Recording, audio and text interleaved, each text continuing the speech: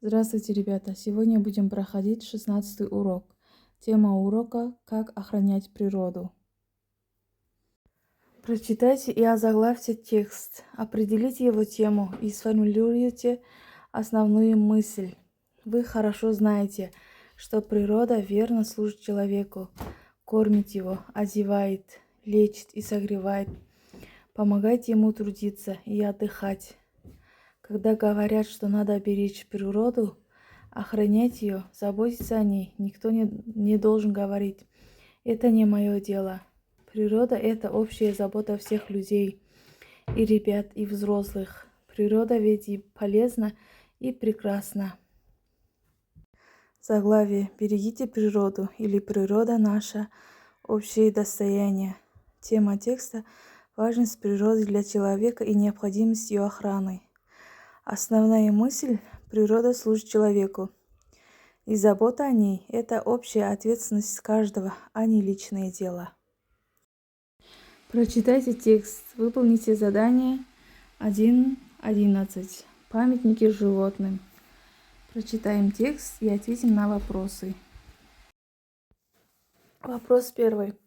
Подумайте и объясните, почему этот текст так называется. Текст называется «Памятники животным», потому что в нем рассказывается о нескольких памятниках, установленных в честь животных, за их заслуги перед человеком. Как бы озаглавили текст, запишите свой заголовок для участия в конкурсе «Лучшее название текста». Заголовок может быть «Памятники животным» или «Животные герои». Определите стиль текста, обоснуйте свой ответ. Научный стиль. Найдите в тексте слова с лексическим значением: скульптурное сооружение, память кого-нибудь, чего-нибудь, подножие статуи. Памятник.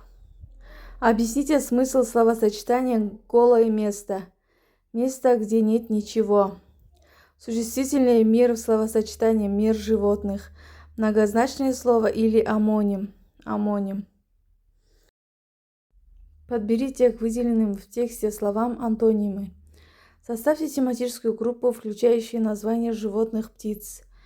Выпишите ключевые слова из текста, отражающие его содержание.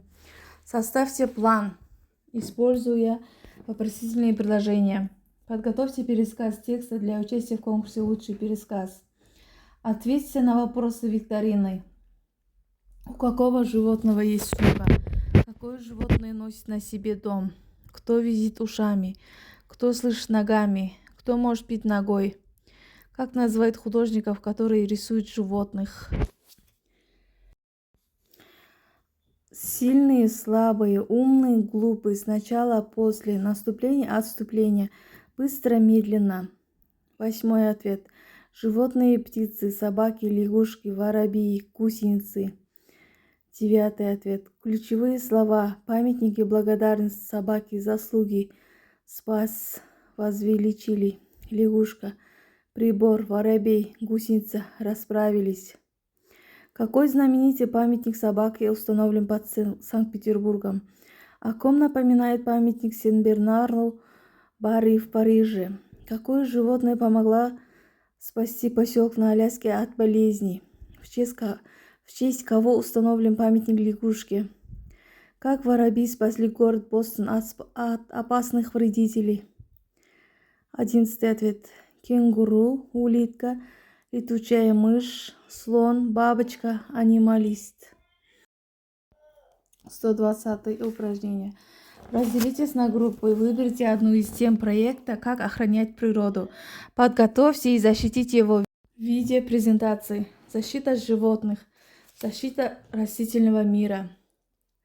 Вы можете выбрать любую из этих тем, собрать информацию, подготовить слайды и представить их классу.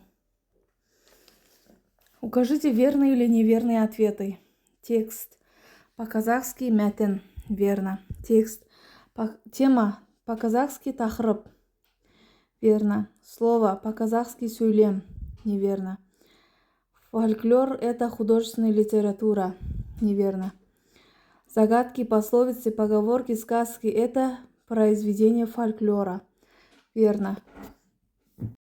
Составьте синквейн к слову природа. Природа живая, прекрасная. Дарит, кормит, вдохновляет. Природа — наш общий дом, жизнь.